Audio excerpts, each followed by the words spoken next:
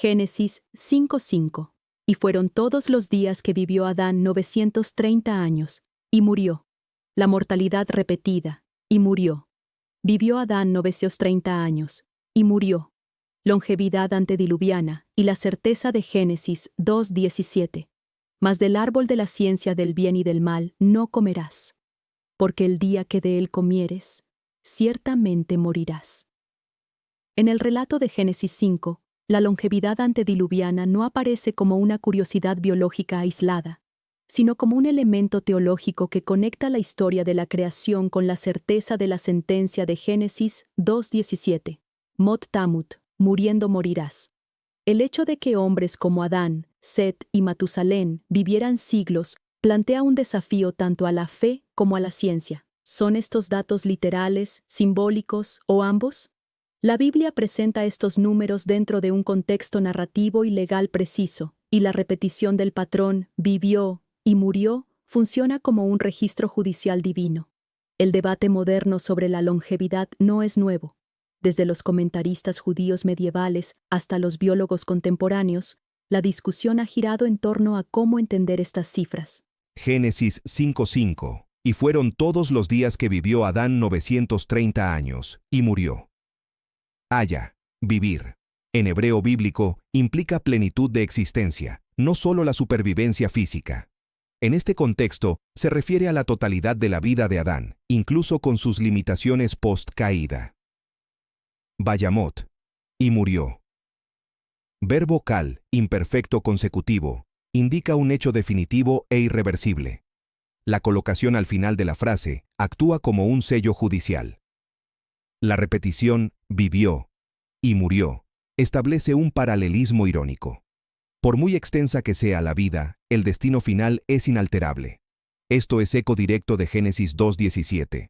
Mas del árbol de la ciencia del bien y del mal no comerás, porque el día que de él comieres, ciertamente morirás. Mot tamut, muriendo morirás. Una construcción hebrea de intensificación que comunica certeza absoluta. Aportes de historiadores. Flavio Josefo, Antigüedades, siglo I al III. La longevidad permitió que las primeras generaciones transmitieran artes y ciencias sin la pérdida de información causada por muertes tempranas. Lista Real Sumeria menciona reinados previos al diluvio de cientos de años. La diferencia clave es que Génesis atribuye estas edades a individuos comunes, no a semidioses, y mantiene la teología de la mortalidad. John Walton. El uso de cifras largas en la Biblia no sigue la lógica mítica de engrandecer héroes, sino la función teológica de mostrar la paciencia de Dios antes del juicio. Teoría ambiental antediluviana. Algunos creacionistas proponen que la atmósfera anterior al diluvio tenía una presión y composición distintas, con mayor concentración de oxígeno y una capa de vapor de agua, aludiendo a Génesis 1:6 al 7, versículo 6. Luego dijo Dios: haya expansión en medio de las aguas, y separe las aguas de las aguas, versículo 7. E hizo Dios la expansión, y separó las aguas que estaban debajo de la expansión, de las aguas que estaban sobre la expansión, y fue así. Lo que habría reducido el envejecimiento celular. Perspectiva genética. Otros sugieren que la información genética estaba menos degradada en las primeras generaciones, por lo que el envejecimiento y las enfermedades degenerativas eran más lentos. Crítica científica secular. La biología moderna indica que longevidades así no son viables en condiciones conocidas. Sin embargo, desde la fe, la biología actual se estudia en un mundo caído, no en el original. Henry Morris, de Genesis Record, sostiene que antes del diluvio existía un dosel de vapor de agua, Génesis 1:6-7, que filtraba radiación ultravioleta y mantenía un clima estable. Desde la biología, menor radiación, menor daño acumulativo en el ADN, lo que se traduciría en envejecimiento más lento. Ejemplo comparativo. En laboratorios, ciertos organismos viven más cuando se reducen factores ambientales dañinos como radiación y oxidación. Teológicamente, la creación original fue buena en gran manera. Génesis 1:31. Y vio Dios todo lo que había hecho, y he aquí que era bueno en gran manera, y fue la tarde y la mañana el día sexto. sin defectos genéticos acumulados. Desde la genética, las mutaciones perjudiciales se acumulan generación tras generación. Entropía genética, según Sanford, lo que en el principio sería mínimo. Ejemplo, en especies animales con variabilidad genética mínima y sin depredación, la longevidad tiende a ser mayor. Antes del diluvio, la alimentación probablemente estaba libre de toxinas industriales y basada en la dieta original. Génesis 1:29. Y dijo Dios: He aquí que os he dado toda planta que da semilla, que está sobre toda la tierra, y todo árbol en que hay fruto y que da semilla. Os serán para comer. Estudios actuales muestran que dietas sin procesar, ricas en micronutrientes y antioxidantes, retrasan el envejecimiento celular en humanos y animales. Comparaciones teológicas. Antes de la caída, el diseño humano no incluía la muerte física como certeza. La entrada del pecado en Génesis 3 activó la sentencia de Génesis 2:17. Mas del árbol de la ciencia del bien y del mal no comerás, porque el día que de él comieres, ciertamente morirás. Hebreos 9:27. Y de la manera que está establecido para los hombres que mueran una sola vez, y después de esto, el juicio. Reitera el patrón. Está establecido para los hombres que mueran una sola vez. Romanos 5:12 explica la transmisión. Por tanto, como el pecado entró en el mundo por un hombre y por el pecado la muerte, así la muerte pasó a todos los hombres, por cuanto todos pecaron. Comparaciones teológicas y así la muerte pasó a todos los hombres. Se repite 8 veces en Génesis 5, funcionando como un martillo litúrgico que golpea al oyente. No importa cuán larga sea la vida, la muerte llega. Solo Enoc rompe el patrón. Versículo 24. Caminó, pues, Enoc con Dios, y desapareció, porque le llevó Dios, actuando como interrupción mesiánica que anuncia la posibilidad de una victoria sobre la muerte. Exégetas como Gerhard von Rad ven esta repetición como una liturgia del juicio, grabada en la memoria colectiva de Israel para recordar que el pecado trae un destino común. El texto bíblico no presenta estas edades como leyendas heroicas, sino como registro formal dentro de un documento genealógico.